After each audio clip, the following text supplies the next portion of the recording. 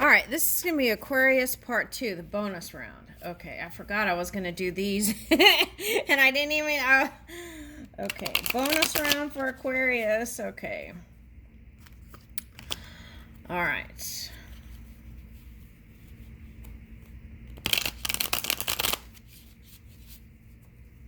Here we go.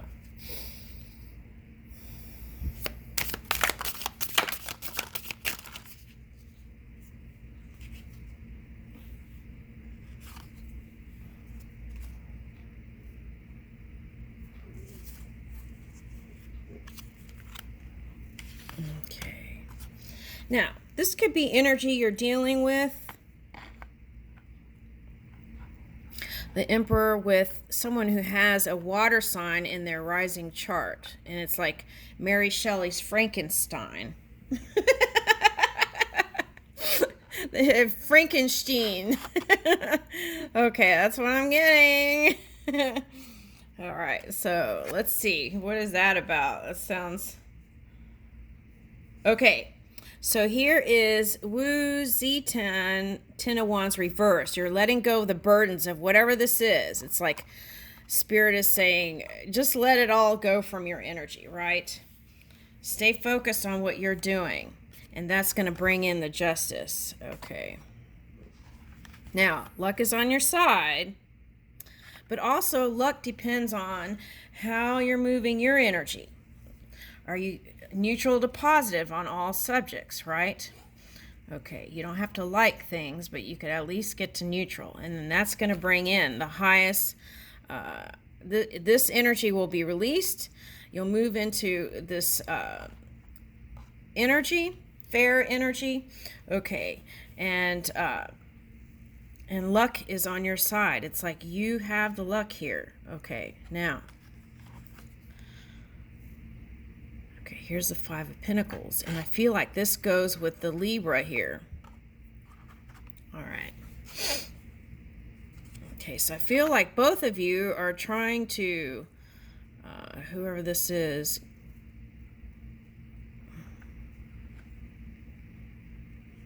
that manhandle?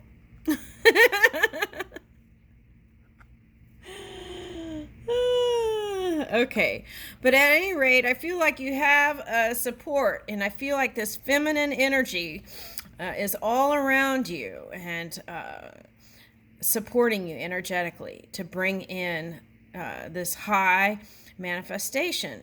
Okay, now,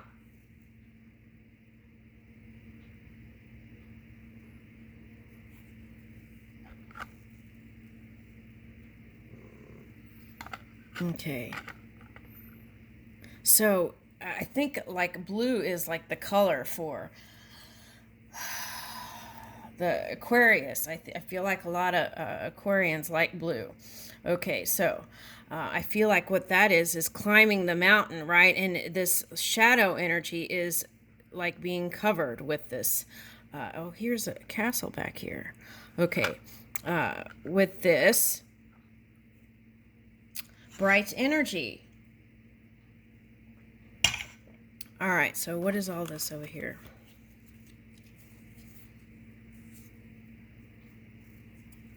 Okay, Huda Shariwa. Keeper of the Swords. Okay, I feel like that's you. Okay, so Page of Pentacles. Okay, and then Two of Cups. Okay, so also I feel like it's calling for you to be also aligning that feminine and masculine energy. So what is that? Bring in compassion, words of compassion and kindness and love and zeal and anything else? Music may be your way out, right? In those tough energies is find uplifting music or sounds that are harmonizing. Okay. So I'm getting the grapes of the gods, and this looks like money coming in. Okay. Let's read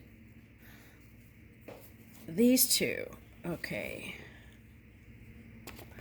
Because this is like abundance coming in. Okay, so Two Cups.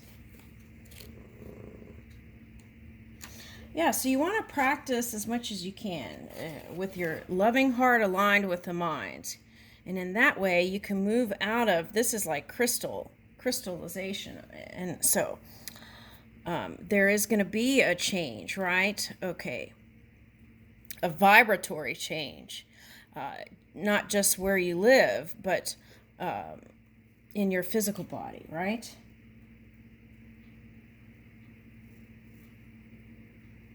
Okay, here it says, okay, Lady Eleanor Butler, Ireland. Duality, partnership, soulmate relationship, and devotion. Okay, so what are you devoting your time to, right?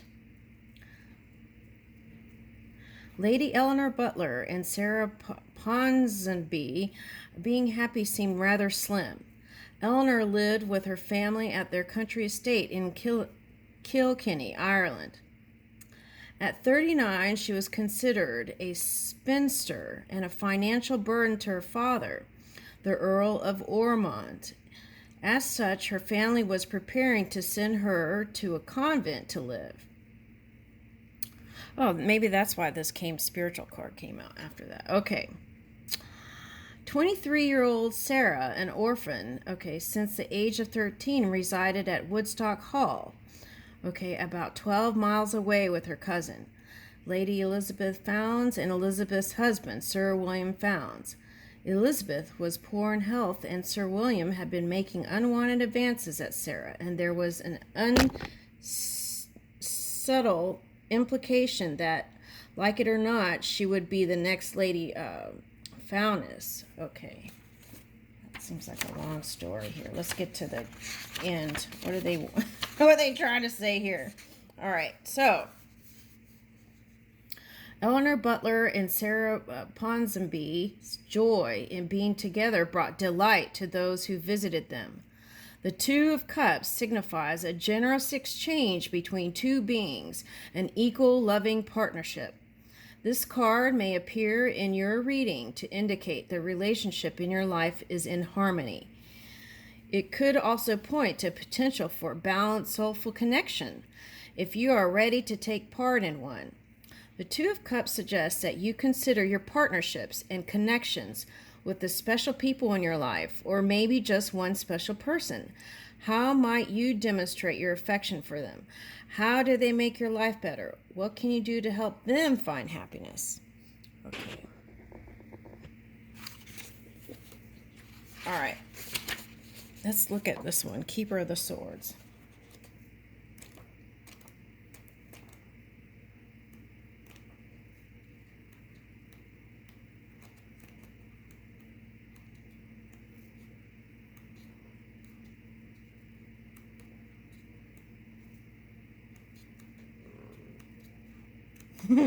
That's Twinkie snoring.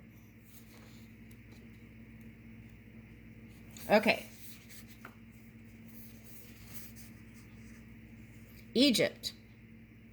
Intellect, authority, philosophy, and revelation.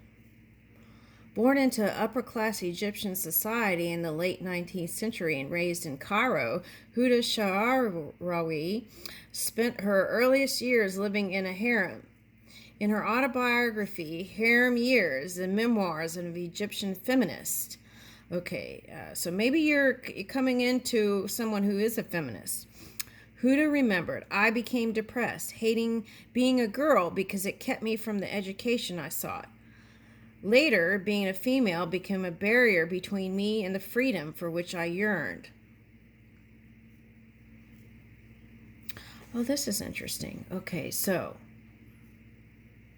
So what I see there is not letting any condition move your emotion.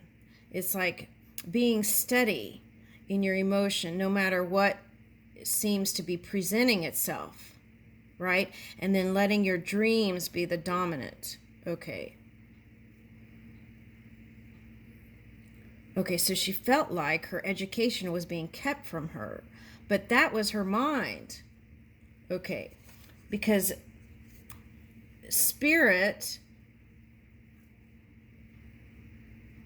with spirit, there's an infinite potential and possibility, right?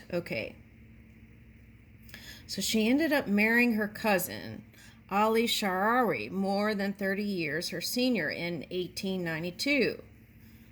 She did not immediately live with him. Instead, she remained at home with her family for several years, using the time to further her education. So, see, she did get her education. Okay.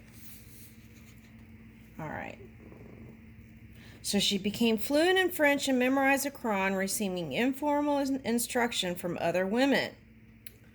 Okay, so she left home to live with Ali in 1900 when she was 21. Despite their age difference, her husband surprisingly ended up being one of her strongest allies, writes journalist Anousheh Hussein for Forbes. Their marriage was mutually beneficial, allowing Huda to become a key advisor in her politician husband, who actively supported her career. Okay, now let's go to the end here.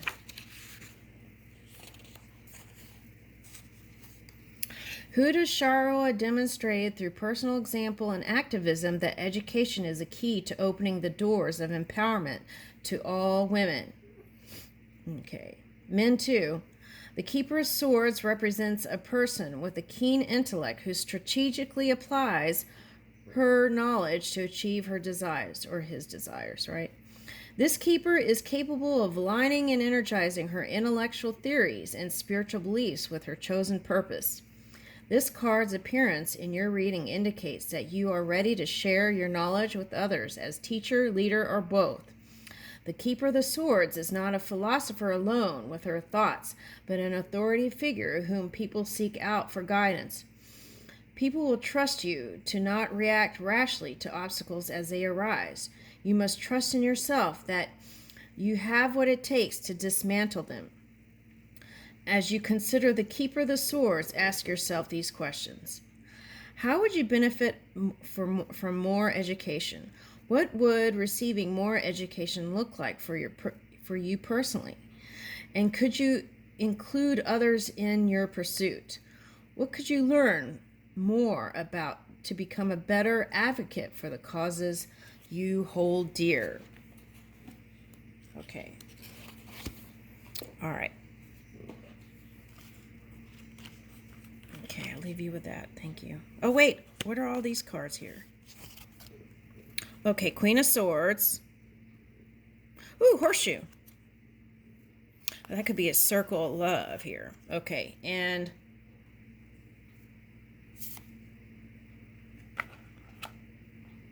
okay, there's Middle Eastern stuff, right?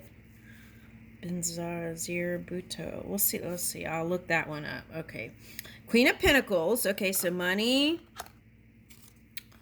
All right. And woo! And love. Look, Keeper of the Cups, Eleanor Roosevelt. Okay. So you got Queen of Swords, Queen of Pentacles, and Eleanor Roosevelt, Keeper of the Cups. Okay, so let's see. Let's look up this one. Benazir Bhutto.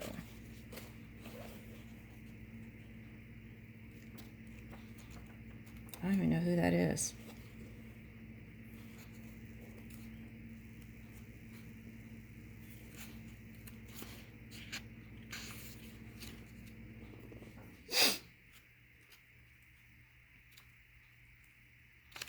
Okay. So what I see is like, okay, crystallization happening, and then you're moving into this energy. Okay, Queen of Swords. Pakistan, let's see. Intellect, politics, public image, and independence. Woo! I like that one. Okay.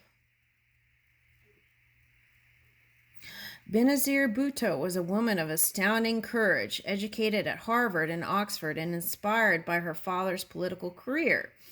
Okay, so a lot of education stuff is coming up. So that might be a nice way to kind of, yeah, show your leadership, right? Okay. All right. And inspired by her father's political career, Benazir possessed great intelligence and political savvy. carefully crafting a public image for herself as she sought office in Pakistan. Despite repeated exiles and threats on her life, she pursued her calling, becoming a prominent world leader. Not only was she the first female prime minister in Pakistan, but she also was the first woman to be elected to the position in the Islamic world. Okay, let's go to the last page here. Benazir, who maintained that the charges and conviction were politically... Okay, let's see.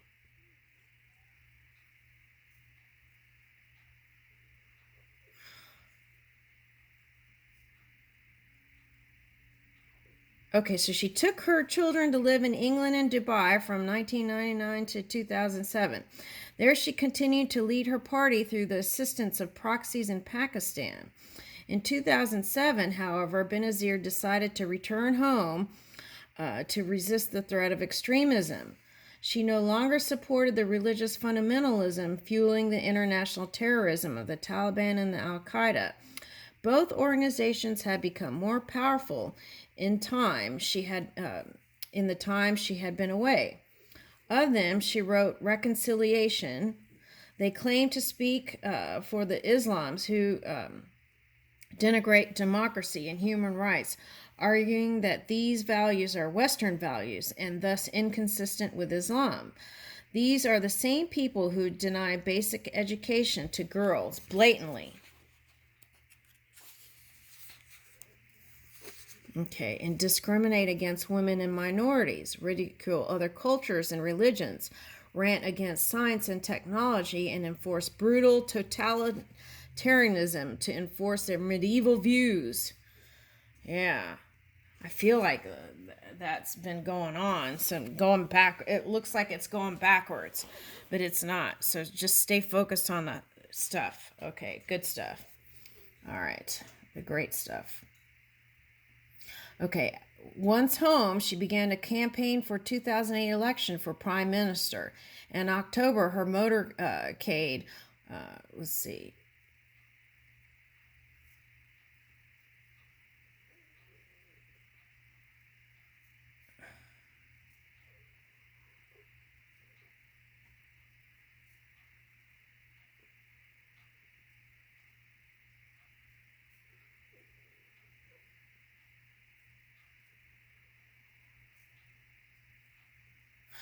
Okay, so what I'm getting from this is, okay, take your if you feel like there is an enemy, take your focus off of that. Stay focused on what you're doing. Okay. That's how we release the bondage, the ties that bind, and raise our own energy. Okay. All right, so the Queen of Swords embodies a woman who seeks justice, clarity, and intellect.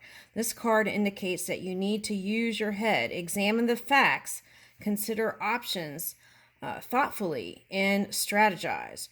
You are more resilient and independent than you may realize, and people will be drawn to you when you utilize those qualities.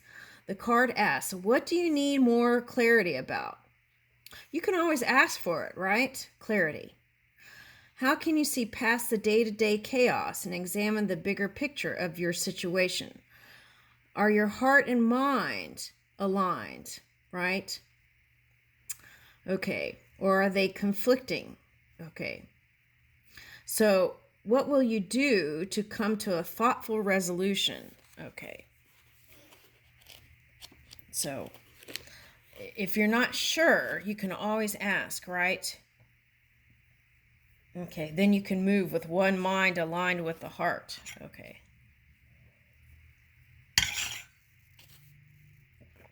Okay, but this looks great to me. I feel like this is clarity, money coming in, love coming in. Feels good. Okay.